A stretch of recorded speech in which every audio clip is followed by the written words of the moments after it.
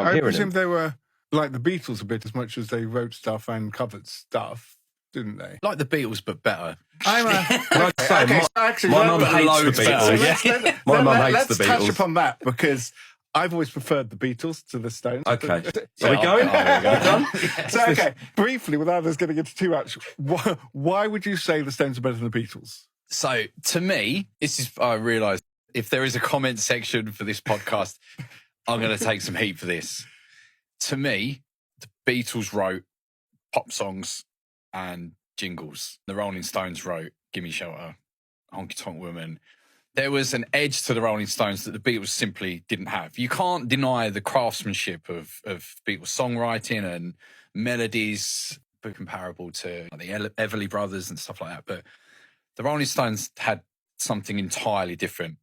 I think you can take the Rolling Stones as the catalyst for the edgier rock, what was rock and roll, which became rock afterwards.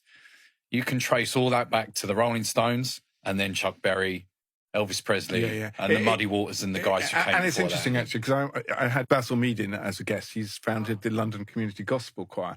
It's very interesting how genres of music, where it all starts, because the influence of gospel on rock and roll and it is huge. Everything comes out of everything, I suppose, at the end of the day. Absolutely. And I think there is a clear lineage. You can trace the roots of that back all the way back to, and then before Muddy Waters, Son House, Robert Johnson. And also, the Stones were a live band. You got the Beatles stopped touring in, 1965? So one of the things I suppose is the Rolling Stones still exist as a band. They still exist. They are still a band, and the Beatles haven't been a band since 1970.